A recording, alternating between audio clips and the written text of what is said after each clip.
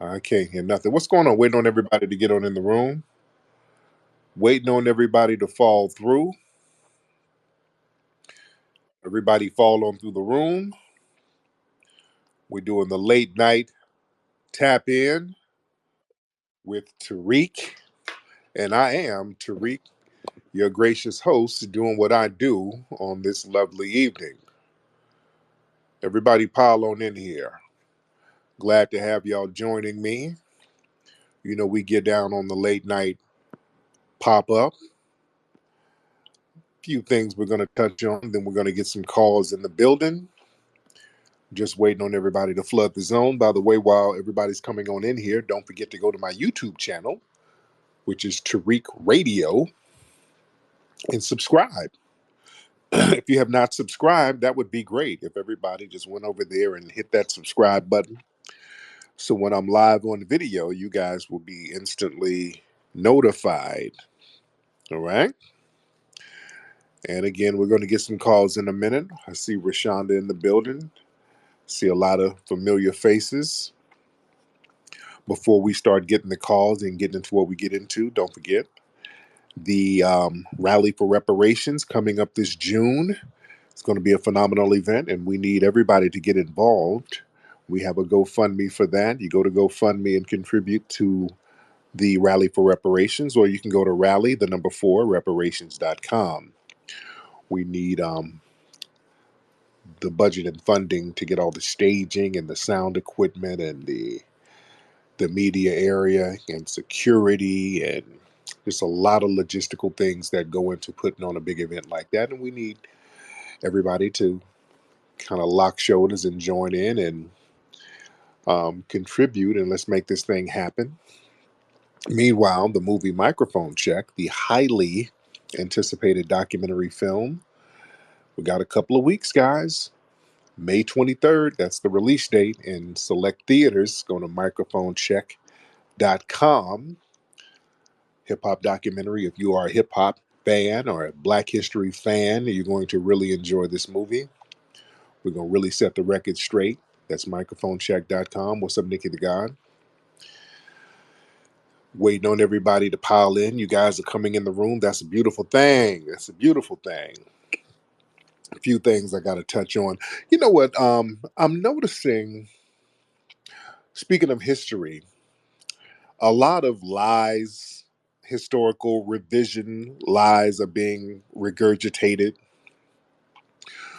One thing I notice, the white supremacists, and they usually get their Negro minions to spread this one particular lie because we're talking about reparations. So we're seeing a lot of historical revisionist history because we're standing on our reparation square.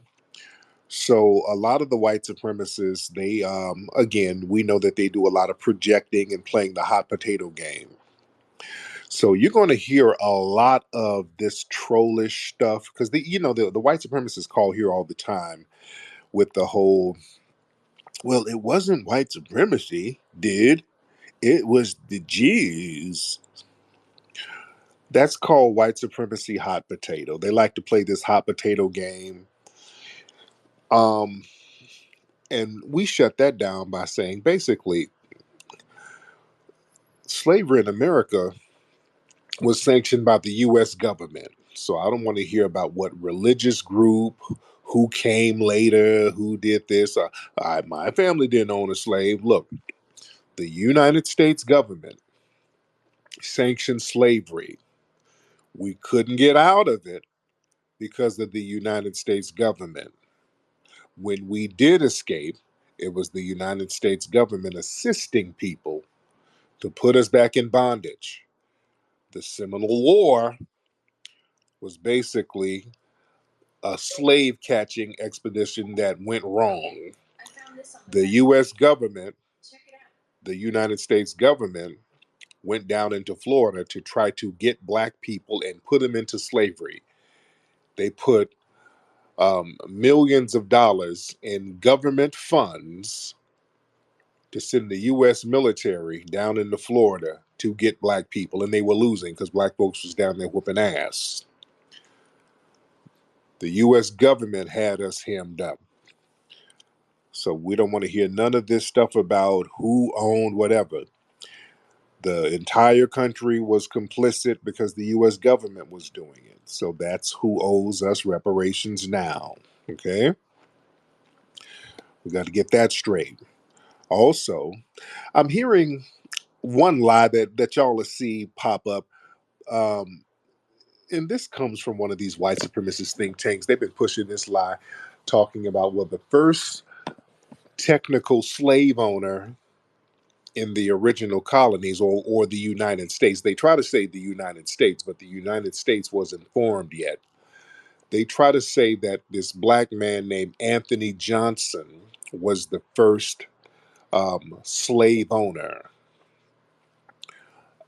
which isn't true, by the way. And that's been debunked many, many times. I know some of you guys have probably heard the Anthony Johnson lie. And the white supremacists, they know that it's a lie, but it's just another talking point to deflect from the fact that the US government owes us money. So they try this whole, they can't do the whole, well, the African tribes, they did, you got to go talk to them, because those countries don't even exist no more, to be honest. So they can't use that. So you can't point to, you know, the name of a certain African person who benefited. You can't really point to anybody.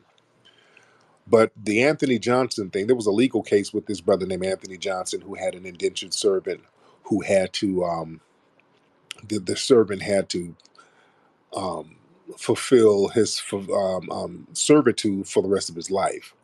But Anthony Johnson wasn't the first to do that, because Anthony Johnson, he was an indentured servant as well.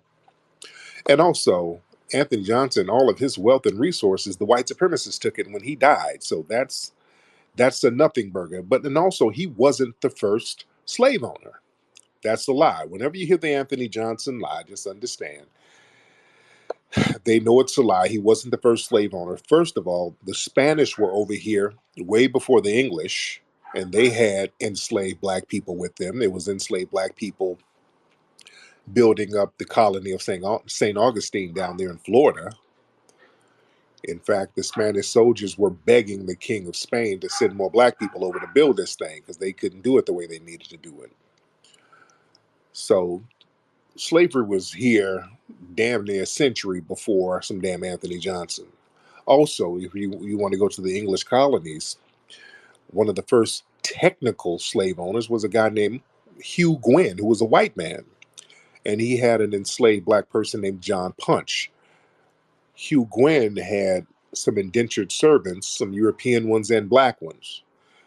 Two of the European ones ran off with the black one. The black one ran off too. They all got caught. The white servants, they got a couple of more years added to their servitude for running off. But John Punch, the black one, they gave him a lifetime sentence of enslavement. So this is different. And this was before Anthony Johnson. So whenever they tell that lie, this is history, just to let you guys know. We got to watch out for these people lying. That's why it's important. It's important to understand and know history. Yeah. Now we're gonna get some calls in the building. What's up, Afro Elite? I see you, brother. And Afro Elite, we gotta we're gonna be chopping it up pretty soon, man.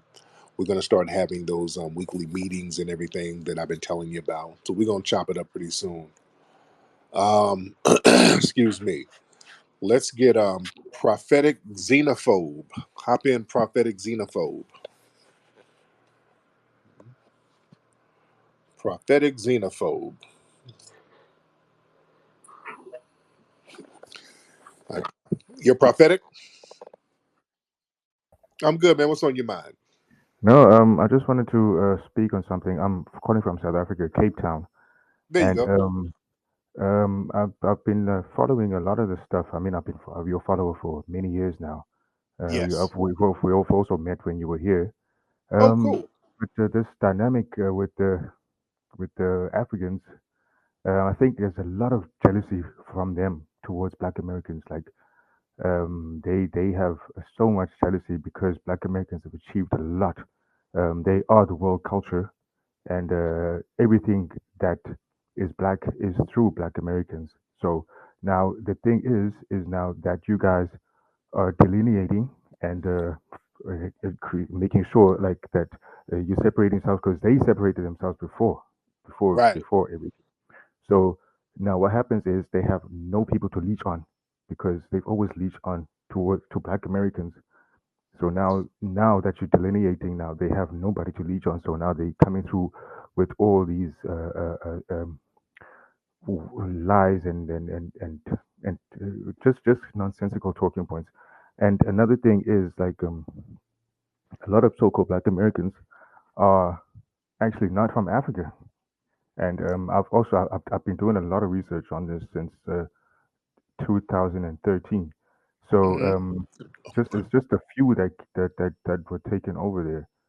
And I've actually have something on my page about paintings that were done during those times. So yeah, man, like Black Americans are the culture. Black Americans are the most powerful people in the world, and like these people, they know, but they don't have they don't have any way to hide right now. So they have to latch onto you guys to find greatness. So I land Yes, my sir. plane right there, man. Thank you so much. Yeah, man. There's some folks who come over, man, and we've been talking about this.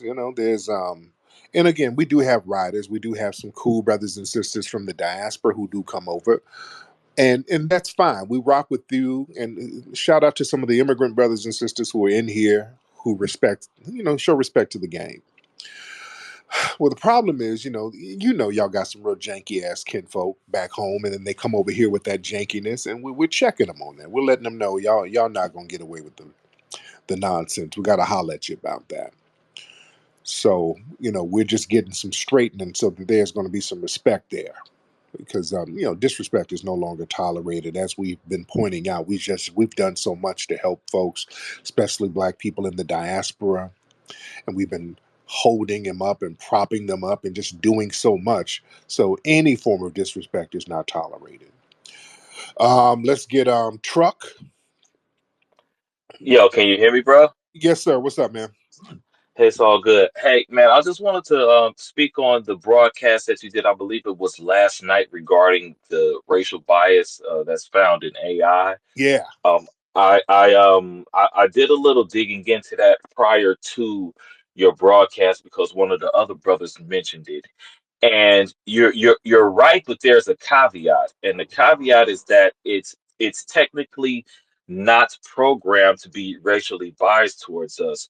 What happens is the especially the facial recognition AI, they train it using a lot of Caucasian people, so the software itself has an easier time recognizing the differences in facial features between Caucasian people. So it's easier for the technology to pick out Caucasian people. The way that we're hindered by it is that they don't train it on facial features from black folks such as us. So this nigga look like that nigga look like that nigga, and so it's a soft programming, which technically isn't a programming at all. So you'll look like whoever, and this person will look like that person, and that's how we're constantly being mistaken for folk who didn't even do anything. And that's And by design. Okay. right, Let's be I clear. agree. I agree. I agree. No, I'm not disagreeing with you, but I Okay, just there we wanted go. to add that All kind. right. Yeah, I just wanted to add that context. Yeah, yeah. No, no. Most definitely, we understand. Like, look, if you guys know that the AI needs to be trained on these type of faces, and if you don't, this is the result. Then yes, you are doing it by design. You're not stupid. We're not dealing with people who are oblivious to what they're doing, especially when they have a history of weaponizing everything that they put their hands on against us. So we understand. But I just wanted to add that bit of context so that we know, exactly how it's being weaponized. Thank you so much. And that's the thing. My point is, yeah, that's by design, by them not making it more detailed to accurately assess black facial features so that we're just one big Negro. Yeah, that's by design. Again, that's the white supremacists at work. The lack thereof is by design. When they listen, we got to understand when certain things malfunction, malfunctions are orchestrated. You understand? The white supremacists will set something up so that it will malfunction when it comes to black people, and then they can blame the technology. They've been doing that. They did that with New Orleans. You understand? They blame the levee. Oh, the levee broke. Well, why were the levees so weak? You designed them weak because you knew that it would flood black neighborhoods. You designed it weak. You put it out there in a weak place. Hold on. We got a musty tether. Hold on 1 second. Hold on. Yeah, I'm gonna block this. Yeah, I'm sorry. I just have to block this musty tether. All right. I'm sorry. This tether just making hand signs. That one time wasting tether. I had to block him. There you go. He got out of here. All right. Had to block that musty tether. Chummy, what's up, man? Ayo, so I've been watching like some of your commentary about the Caribbean blacks, and I was curious. Do you think that regarding reparations, do you think Haitians should receive reparations simply like on the basis of Haiti having to pay protection money on for the U.S. Like it's more not to get invaded. Plus, the U.S. like army actually like did.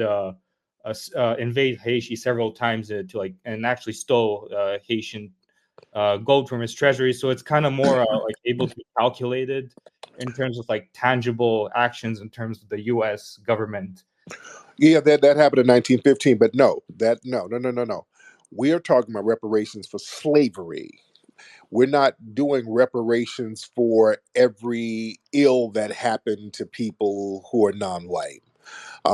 That's what everybody wants to tack on to our reparations claim. The Haitians, and again, I did a movie about the Haitian Revolution. They got to holler at France. They got to holler at France first. France did the most damage. They had to break France off a lot of paper. Um, our reparations claim is for slavery, what they did to us in slavery. This is not a reparations claim for racism. Now, where are you from? Are you from Haiti? You're Haitian? Nah, I'm East European white, but yeah, I've been interested in the whole like Caribbean history, maroons and stuff like that. So yeah, I was looking on wanted to see your opinion on the whole Okay. thing. Now you're European white. Why do you got a profile picture of a black person? It's funny. Yeah. Yeah. Y'all, we black folks are just rent free, but y'all just sit up and y'all be fantasizing about black people all day. What's that about? I don't really care much, but yeah, You obviously you do. You made a black character your profile picture, so you yeah, clearly care. but yeah. Anyway, thank you for the What? opinion, but yeah, And but by the way, what part of Eastern Europe are you from? I mean, I'm from like the one that wasn't considered white, but yeah, Romania? Which one? like I won't post say any like in info specific info, but Why? But yeah, why are y'all so ashamed? See, black folks, I want y'all to listen to this stuff. These people are so ashamed of the slums in Europe that they had to flee from. All right, no, you're here now, so it doesn't matter. Where did y'all family flee from in Europe? yeah, I won't say, but All right. There's your white pride right there. Thank you, black folks. This is why black family. Don't ever let none of these people try to come here and point the finger and talk about any dysfunctions with us because they come from these little slummy, janky ass homelands in Europe, Africa, Caribbean, Asian place. All of these places are janky as hell that they had to flee from. There's a reason why they had to flee. I take zero criticism from people when they try to point the finger at us about anything. This is why they're so ashamed of their little janky places they had to flee from. They come over here and he got memes of black folks. These people project their failure onto us, family, and we have to stop letting them do that, foundational black American family. Got to shut them down. You got to shut that down real quick. This guy was too ashamed to say where in Europe his family is from, and a lot of them are. That's why they be trying to fake claim German and all that. These people are from these little slummy ass places and Kosovo and these little janky places that they had to flee from. Don't ever let them try to shame you. That's all a projection. What's up? I'm a tether. Hop on, man. Tariq Nasheed, can you hear me? Oh Lord, this accent is so fake already. You should have worked on your accent. I can tell it's fake. But go ahead. Listen, nigga. You will Oh, stop listen. disrespecting Africa, nigga. You will stop Okay, disrespecting Africa, nigga. okay. If I don't, what's gonna happen? What you gonna do if I don't stop? Nigga, you need to stop being victim and blaming the white man, nigga. You black Americans so lazy. You are so lazy, nigga. So You did so not build America. White man built America. You did not build America. You pick cotton and that is it, nigga. right. So what countries over there in your homeland should we emulate? We are the best. Look at Lagos. We are the best. We are the billionaire, you nigga. We are billionaire better than you, nigga. There you go. All right. It would. You just got to work on your material a little bit. Work on your writing a little bit. Afro Elite. What's up, brother? Tariq, you hear me? I can hear you, brother. What's happening? Okay.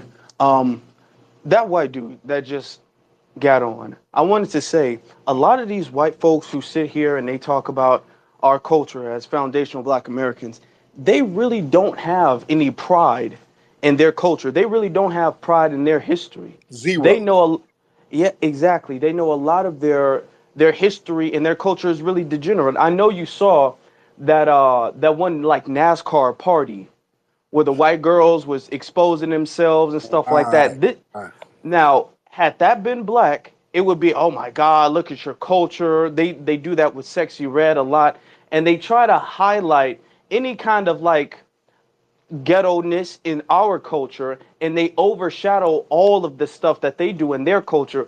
We have to understand these people really don't come from a prideful, clean, upstanding culture. They really don't. They're lying when they say that stuff.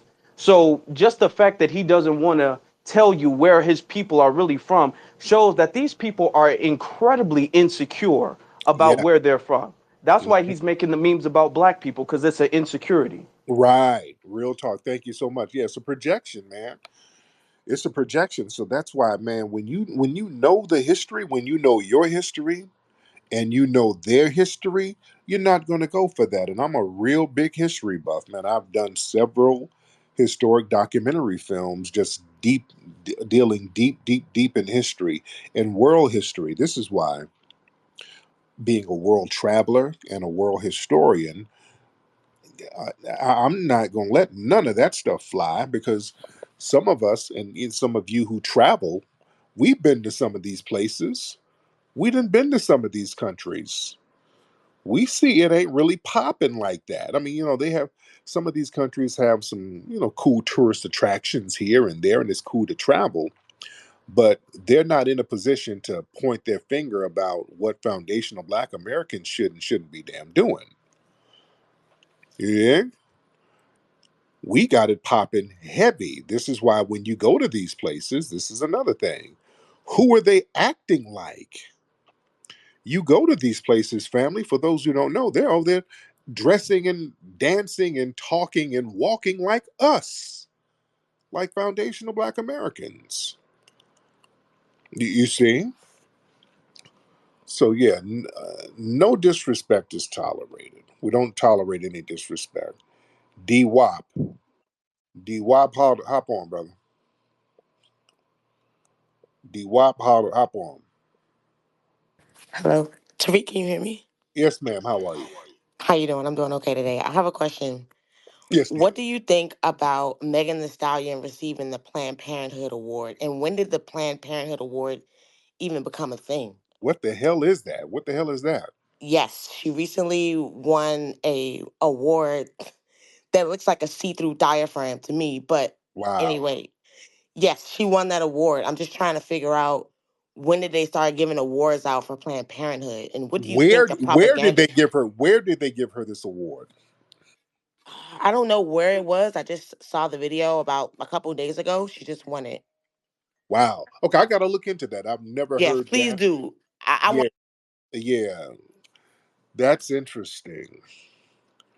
That's interesting. And again, that's the white supremacists again rewarding something degenerate. The Planned Parenthood. That means you're giving somebody an award for getting an abortion, basically. And look at what the messaging is.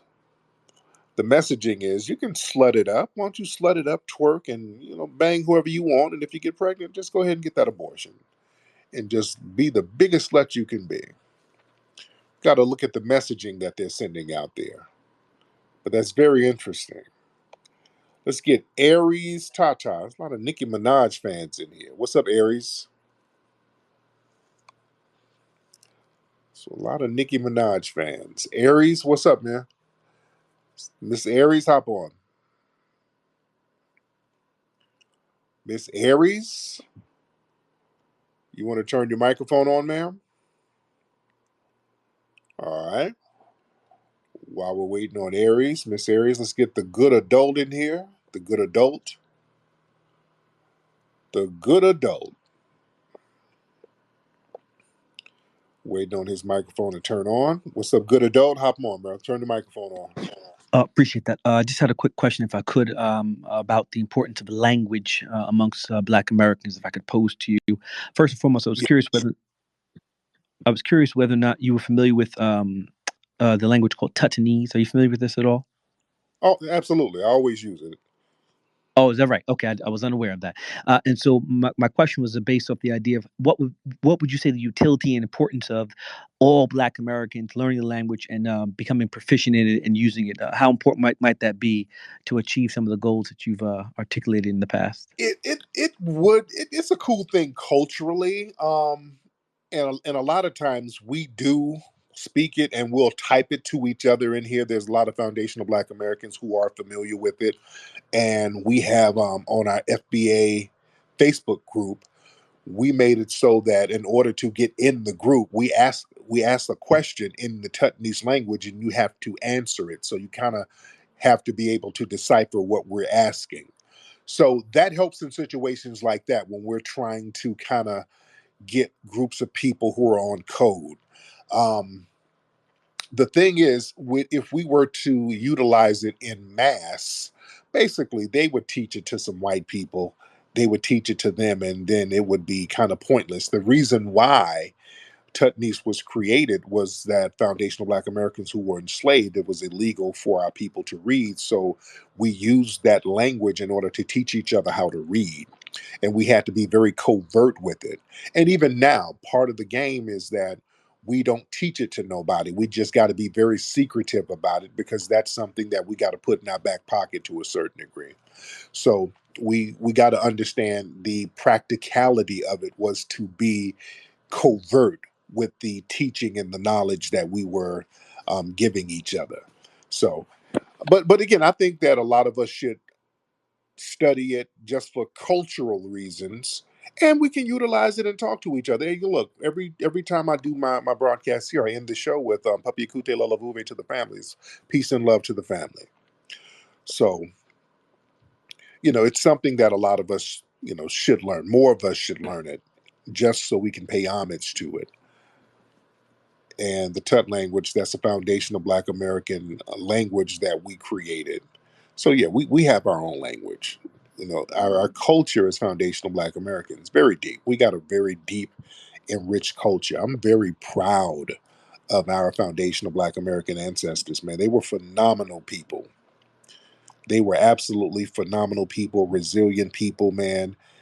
The fact that they've done so many things in order to survive, and we created so many things to survive. We created certain gospel songs. We got to understand many gospel songs, there are coded messages in the gospel songs. We would send messages when we would sing these things so that the white supremacists didn't know what we were talking about. That's what our slang terms are for, by the way, too. Us using a lot of slang, that was to be able to say things around the white supremacists so they wouldn't catch on. You dig? The quilt making. Some of y'all, you got old school grandmothers. Y'all know them old school quilts. Some of y'all might not have them old school grandmothers with them fancy design quilts that they used to keep under the mattresses, and they would bring them quilts out for the wintertime. A lot of the quilts during slavery, the sisters would put designs in those quilts to give messages for the Underground Railroad, to let people know certain signals, when to move, where to go, where not to go. And they would make these quilts and kind of put these quilts outside so that people on the Underground Railroad would catch these messages, you see. And people are still trying to figure that out to this day. There's some phenomenal people in our culture, man. This is why I don't let nobody disrespect them, especially a damn tether. I don't let anybody disrespect those folks, because those folks and their resilience made it possible for the next generation to carry on with that same spirit. And that same spirit fought for everybody to come over here and enjoy the benefits of those phenomenal foundational Black Americans whose labor built the wealth of this nation. So there will be respect. You see, that's another thing, FBA family. You don't let people denigrate our ancestors. When we have little musty tethers coming in here talking about y'all were just slaves and pick cotton, oh, it's on and popping then. You about to get all this work. Heavy in a real way. Black Renaissance. All right, let's get Black Renaissance in here. Black Renaissance, what's happening? Black Renaissance, where you at? All right, Black Renaissance, let's get that microphone working, brother. While we're waiting on Black Renaissance to get those prepaid minutes to click in, y'all need to go to microphonecheck.com and get your tickets to see the film Microphone Check, which will be in theaters in a couple of weeks, starting May 23rd through Memorial Day weekend. All right? You don't want to miss that. That's going to be phenomenal. Microphonecheck.com. Let's get It's Raining Food. Let's get It's Raining in here. Raining Food. What's happening? All right, it's raining. Well, yeah, hello. Yeah, what's up, Raining? Yeah, what's going on with you, Round? I'm calling from New Orleans right now. You heard me. My man, how are you?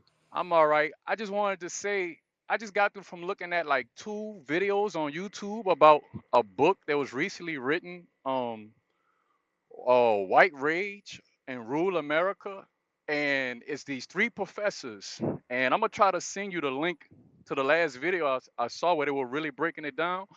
Man, do you know that like the Republicans, I don't know if it was just in Trump's campaign or if this is something that happened over a period of a couple of decades, but you know how white folks always talking about how we look want handouts and this and that? Well, basically the book break down how they've been given setting up the entire political system to cater to rule white Americas. Like okay, so urban cities are bigger with more people, but rule right America make all of the decisions that go on in the country. Like man, I'm gonna have to try to send you the video so you could check it out yourself. Yeah, let me check Basically, that out. but Yes, just basically the system is set up to give them like handouts to where they get to choose the policies, the laws, and like who the electorates vote for. absolutely. And that's what white supremacy is. They used to do it openly. During Jim Crow, we got to understand what the Jim Crow era was. The Jim Crow era up into 1965, that was open policy specifically for the dominant white society that gave them special tangible benefits and privileges openly. They still do it now. They are just covert with it. They use code words. During Jim Crow, they didn't use code words. They said white only. These jobs are for whites only. These restaurants are for whites only. These home loans are for whites only. These neighborhoods that you can move into, whites only. They were just very open with it. And the Jim Crow era was an affirmative action program for white people. And they still have these affirmative action programs. They just codify them. Nobody gets more handouts than damn white supremacists. From top to bottom, dude. Don't let them shame you. That's what they try to play this game. We're talking about reparations. Oh, God, you're begging. Oh, God, why are you begging? Just work. I pulled myself up by my bootstraps. You're begging. We're twins then. If we begging. The white supremacists, they beg and get unearned benefits all the time. And we are owed something. There's a debt that's owed to us. These folks come over begging. They got land for free, cheap home loans that we couldn't get, preferential housing, preferential jobs, these white only unions. Oh my goodness. Most of the welfare, they get that. I always talk about Owsley County, Kentucky, which is the welfare capital of the United States. They can per capita all that nonsense. You per capita this over there in Owsley County, Kentucky. That's a county that's 98% white and 97% of the people are on welfare. Literally the whole town, the whole county is on welfare and it's all white. And they're conservatives too. You dig? Now, there was an all black town where everybody was on welfare. Family, do you know every white think tank and white media outlet will be would be just talking about that endlessly nonstop? If there was a county of black folks who were all on welfare, oh, they would be milking that thing nonstop. The same way they milk Chicago. They always use the what about crime in Chicago? The crime in Chicago is regulated to a couple of city blocks, a few designated areas.